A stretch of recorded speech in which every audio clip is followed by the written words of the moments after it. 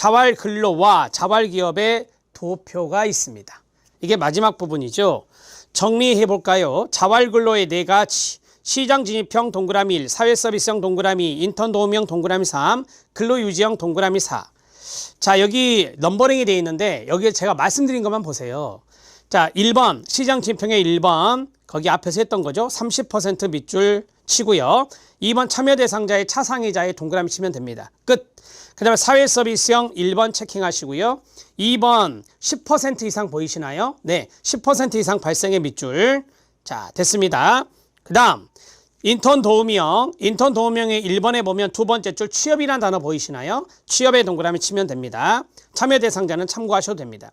근로유지형이 있습니다. 1번에 보면 유지하면서요. 그게 중요하다 그랬잖아요. 유지하면서의 동그라미 치고 참여 대상자의 차상이자 참여 제한 보이시나요? 그 자리에 밑줄 치면 됩니다. 자, 그 다음에 자활기업이 있습니다. 설립요건 2인 이상의 수급자 차상이자로 구성한다. 2인 이상 밑줄 차상이자 동그라미. 그 다음에 1인이 창업한 경우는 개인 창업으로 자활기업이 아니라 그랬고요. 설립 방식은 조합이나 부가치세법상의 사업자 등록을 해야 된다라고 말씀드렸어요. 인정요건 별표. 자, 1번 여기 있네요. 이거 전체 구성원 중에 기초수급자는 5분의 1 이상이고 기초수급자 차상이자는 전체의 3분의 1 이상이어야 된다. 그 내용이 들어있습니다. 5분의 1 이상, 3분의 1 이상 그 자리 현관펜 밑줄 치면 됩니다.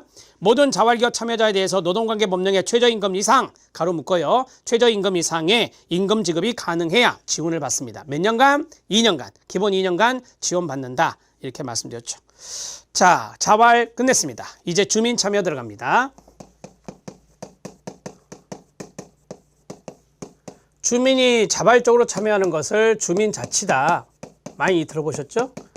주민자치다 이렇게 말할 수 있어요. 자, 주민 참여에서 우리가 좀 기억해야 될 것이 있어요.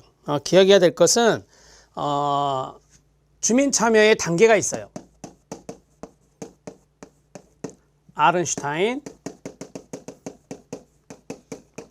이 이제 크게 말하면 3단계고 펼치면 8단계인데 되게 8단계로 나와요. 8단계로 나옵니다.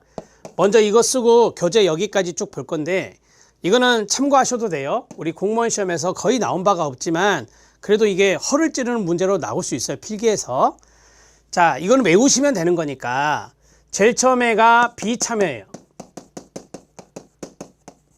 그 다음에 형식적인 참여예요. 명목상 참여한다 그래서 명목적 참여라고 돼요. 그 다음에 세 번째가 주민권력이에요. 자, 이렇게 해서 세 가지가 있어요. 그러면 여기에서 두 가지, 여기에서 세 가지, 여기에서 세 가지가 나와요. 그래서 모두 8단계거든요.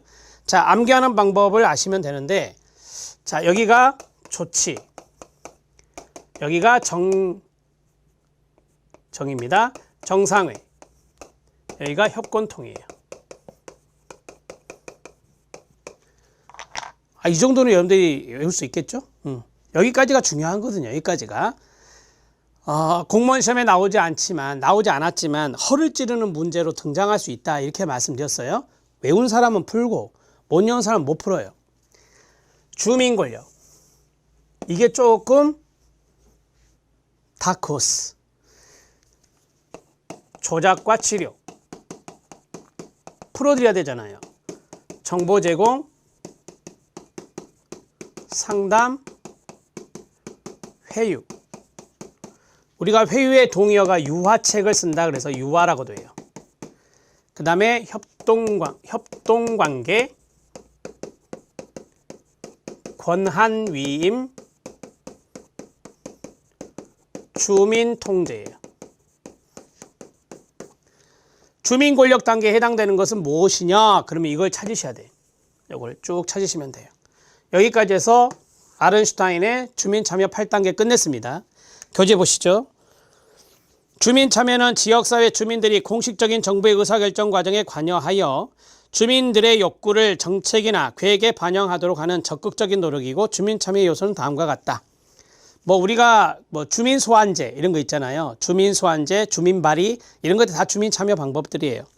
참여의 주체는 주민입니다. 공식적인 정부의 정책, 계획의 작성, 결정, 집행에 관여하는 행위입니다. 주민의 욕구나 열망이 정책이나 계획에 반영되도록 하기 위한 적극적인 노력이 주민 참여의 개념입니다. 자, 주민 참여 단계 아른슈타인이 있는데 비참여의 최저의 효과를 나타낸다. 최저. 1단계가 조작, 2단계가 치료. 조작은 주민을 의사결정 과정에 참여시키지 않으면서 참여의 형식을 흉내낸다 그래서 조작이라고 그래요. 그 다음에 형식적인 참여를 인정하지만 실질적인 효과가 없는 단계를 치료라고 합니다. 개념까지 하실 필요 없어요. 그냥 조작, 치료, 조치 이것만 알면 돼요. 그 다음에 형식적 참여를 명목적 참여라 한다겠어요. 주민은 정보를 제공받고 상담을 받으며 회의를 통해서 참여가 이루어지고 있으나 주민의 영향력은 미약합니다. 3단계가 정보 제공, 4단계가 상담, 5단계가 회유. 동의어는 유화. 자, 그 다음에 주민 권력. 주민이 의사결정에 있어서 주도권을 획득하는 범주로서 가장 이제 주민 참여 정도가 높은 것들인데, 자, 6단계가 협동관계, 7단계가 권한위임, 8단계가 주민통제가 됩니다. 암기법 밑에 시작, 조치, 정상회, 협권통 순서대로 해야 됩니다. 조치, 정상회, 협권통 밑에 있는 팁만 별표 하나. 팁이 가장 핵심이잖아요. 팁만 알면 돼요. 제가 팁을 적어드렸잖아, 팁을. 그것만 이제 정리하면 되니까. 주민 참여의 기능이 긍정적 기능이 있고 부정적 기능이 있습니다. 뭐 주민 참여가 다 좋은 것은 아니다라고 하는 거예요. 부정적 기능이 있는 걸로 봐서는. 자, 예를 들어서 소수가 참여할 수 있죠. 소수자가 아니라 소수의 주민이 참여하면 대표성에 문제가 있을 수 있어요. 또한 주민 참여로 인해서 정책 지연 가능성이 있죠. 정책 결정이 늦어지는 거예요. 그 다음에 주민이 참여했을 때 다 찬성한 사람만 있나요? 반대한 사람만 있나요? 찬반이 갈려요. 이때 이제 뭐예요? 갈등이 발생할 수 있다. 마찰이 발생할 수 있다라고 하는 거죠. 이런 것들이 이제 부정적 기능으로 설명할 수 있는 것입니다. 자, 부정적 기능만 보겠습니다. 긍정적 기능은 여러분들이 한번 읽어주시고 뭐 한 번만 정독해 주시면 돼요. 뭐 나온 바 없으니까. 1번 주민 참여를 위한 대주민 정보의 제공이나 공청회 개최, 주민투표의 실시 등 추가적인 비용이 들어가죠. 비용이 소요된다라고 하는 겁니다. 행정비용이 증가될 수 있다. 그 자리 밑줄. 그 다음에 2번 계획 위반이나 집행상의 지연 가능성이 있다. 지연 가능성의 밑줄. 3번 주민들의 시각은 관점은 편협적인 경우가 많아 자신들이 살고 있는 근린 지역의 이해와 보다 광범위한 지역사회 이해 간에 충돌이 일어날 수 있다. 그래서 거기 갈등 유발, 그 자리 밑줄, 지역 주민 간의 갈등이 유발될 수 있다. 4번째, 참여자들은 대표성의 문제가 제기될 수 있다. 대표성의 문제, 거기에 밑줄. 자, 이렇게 해서 소수 참여의 경우, 소수가 참여하는 경우 대표성의 문제가 발생할 수 있죠. 자, 주민 참여 방법입니다. 자, 이게 이제 좀 첫 번째 제가 정리하고 싶은 거였고, 주민 참여 방법에 여러 가지 방법이 있는데 제가 스크리닝 할 때 델파이 기법을 알아야 된다라고 말씀을 드렸어요. 주민 참여 방법의 첫 번째 전시회, 두 번째 공청회, 세 번째 설문조사 이런 것들은 읽어주세요. 네 번째는 대중매체가 있는데 다섯 번째 델파이 기법이 있다. 자, 델파이 기법은 진짜 중요합니다. 나중에 정책 파트에도 나와요. 자, 델파이 기법 내용이 많이 있네요. 자, 그 다음에 6번은 명목 집단 기법이 있습니다. 이것도 출제된 바가 있어요. 근데 자주는 아니에요. 델파이에 비하면 정말 자주 나오진 않았어요. 명목 집단 기법, 노미널 그룹 테크닉, 그래서 NGT라고 하고, 소집단 의사결정 투표 방법이라고도 해요. 투표의 동그라미. 느낌 왔죠? 소집단이 의사결정하는데 투표한대요. 그러면 다수결이에요. 다수결로 하는 거예요. 다수결로 결정하는 겁니다. 샤레트 기법 참고하셔도 됩니다. 자, 그러면 여기에서 5번, 6번은 좀 의미가 있다. 이렇게 말씀드릴 수 있겠죠? 5번, 6번. 중요하지 않은 샤레트 기법을 먼저 하겠습니다. 샤레트 기법은 주민들이 모였어요. 주민들만 모이는 게 아니에요. 행정관료도 모이고 거기에 지역 의원들, 정치인들이라고 하죠. 이런 사람들이 모였어요. 한 자리에 모여서 허심탄회하게 아주 화기애애한 분위기에서 허심탄회하게 이야기를 하는 거예요. 그러면서 주민의 참여가 이루어지는 것. 그게 바로 샤레트 기법. 지역 주민, 관료, 정치가들이 함께 모여 서로 배우는 비공식 분위기. 그게 바로 화기애애한 분위기. 자, 비공식적인 분위기를 조성하여 지역사회에 느끼고 있는 문제점들과 관료 또는 정치가들이 인지하고 있는 문제 시각을 개진하여 진솔하게, 그게 뭐예요? 허심탄회하게 이거예요. 진솔하게 이야기 나누고 상호 이해를 통해 일정 시간 내에 합의된 제안을 작성하는 게 샤레트 기법입니다. 자, 됐고요. 이 정도만 해요. 자, 이제 명목 집단 기법 아래에서 위로 올라갈게요. 명목 집단 기법은 자, 쉽게 말씀드릴게요. 한 10명이 모여 있다. 자, 10명이 모여 있는데 여기에 대해서 어떤 방안이 어떤 내용이 있고 그 내용을 해결하기 위한 방안들을 한 사람씩 적어내요. 한 사람씩 적어내서 그것을 이제 다른 사람들이 볼 수 있게, 다른 사람의 의견을 볼 수 있게 다 뭐 적을 수 있겠죠. 앞에 칠판에 적든지 적어요. 그렇게 해서 여기에 대해서 서로 집중적으로 토론을 안 해요. 이게 제일 중요한 거예요. 집중적인 토론 없이 자신들이 생각했던 것과 다른 사람이 생각했던 것을 판단해보고 어떤 것이 좋은지를 다수결로 정하는 거예요. 그게 바로 명목 집단 기법이에요. 그러면 명목 집단 기법, 소집단 의사결정 투표 방법 옆에다가 이거 썼죠. 자, 여기에다가 쓰세요. 집중 토론하지 않습니다. 이게 중요한 거니까. 집중 토론하면 초점 집단 인터뷰라고 있어요. 그것이라 하거든요. 이건 나중에 나오니까 여기서 굳이 정할 필요 없어요. 나중에 나오니까. 자, 그러면 교재 보세요. 개인은 다른 사람 앞에서 행동을 하되 가로 상호작용은 이루어지지 않는 상황을 조성하여 가로 닫고. 이게 무슨 말일까요? 상호작용을 하는 상황이 안 일어난대요. 이게 바로 집중적인 토론 없이 그거예요. 자, 거기 오른쪽에다가 집중적 토론 없이라고 쓰면 돼요. 집중적 토론 없이 이거잖아요. 이거 집중 토론 X.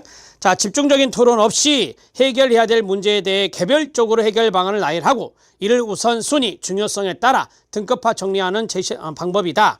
자, 밑에 제가 팁으로 뭐 써드렸죠? 초점 집단 인터뷰 써드렸잖아요. 이거 이제 나중에 다른 데도 나올 건데 초점 집단 방법, 초점 집단 인터뷰, 포커스 그룹 인터뷰라고 해서 FGI라고 그래요.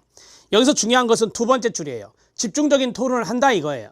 자, 봐요. 소집단 회원들이 모였어요. 서로 뭐 하죠? 의견에 대해서 토론을 해야 하는 거예요. 토론. 그렇게 하고 나서 합의점이 나오는 거죠. 이건 초점 집단 기법. 질적인 자료를 수집할 때 사용하는 방법으로서 6명에서 10명 정도의 소집단을 구성되고 초점 집단은 여러 명이 동시에 질의와 응답을 참여할 수 있고 참가자들 사이에 상호작용이 이루어진대요. 상호작용이 이루어지므로 집중적인 토론에 매우 유용한 방법이다. 그러면 초점 집단 기법과 명목 집단 기법이 확연하게 구분됐죠.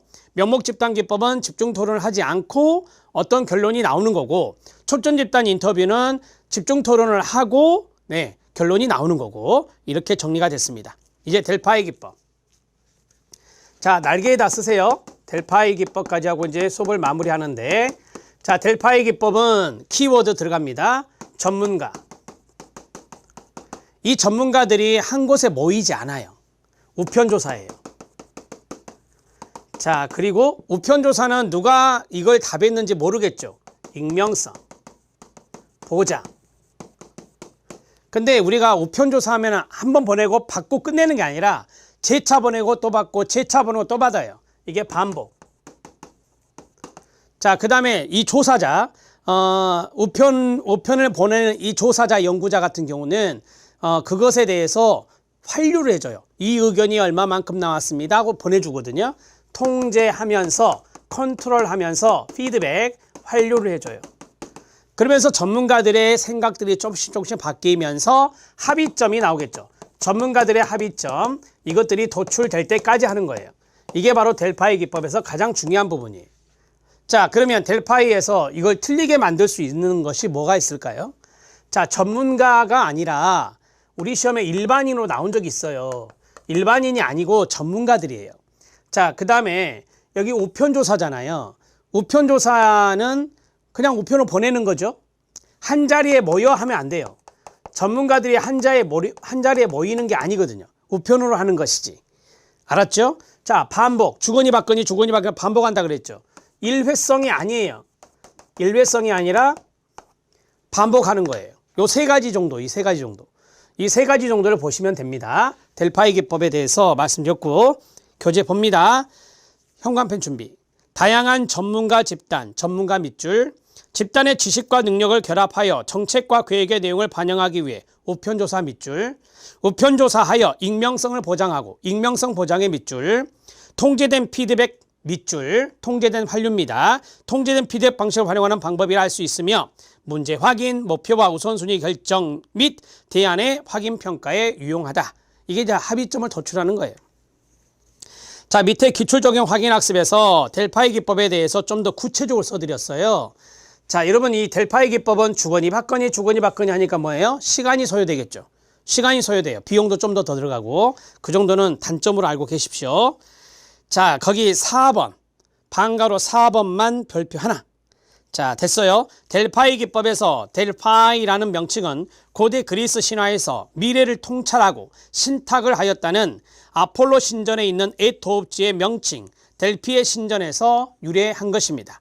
델파이 방법은 예측하고자 하는 문제에 관하여 전문가의 밑줄, 전문가들의 견해를 종합하고 정리하는 일련의 절차로 볼 수 있습니다.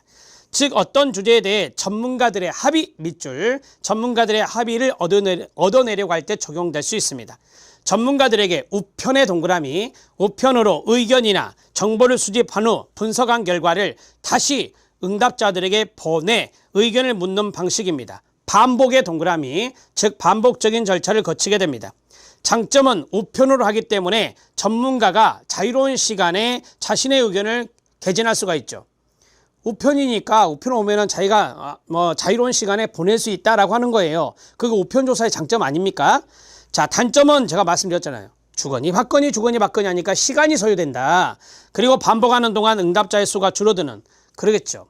한 번 보냈으면 다시 오고 하면은 좀 귀찮은 점도 있어요. 전문가들 입장에서는. 그래서 반복하는 측면에서 이 응답자의 수가 줄어들 수 있다는 문제점이 있다는 거. 자, 이런 것들은 충분히 이 키워드 정도만 알면 어떻게 이게 시뮬레이션 되는지만 알면 충분히 장단점은 구분할 수 있습니다. 자, 됐습니다. 여기까지 델파이 기법 정리했고 델파이 기법은 나중에 다른 영역에 또 나옵니다. 지금 잘 알아놓으세요. 여기 있는 키워드 정도는 꼭 기억해 주셔야 됩니다. 이제까지 문제를 보면 쉽게 나왔거든요. 자, 다음 시간에 제12절 지역사회 보장계획에 대해서 하는데 다음 시간에 하면 지역사회 복지 파트가 마무리됩니다. 지역사회 복지 파트 마무리 되더라도 다시 한 번 더 제가 로스만의 모델과 여기 12절 이 두 가지가 제일 중요하다 그랬잖아요. 다시 한 번 더 반복해서 2번 정도는 봐주셔야 된다는 것을 말씀드립니다. 다음 시간에 뵙겠습니다. 수고하셨습니다.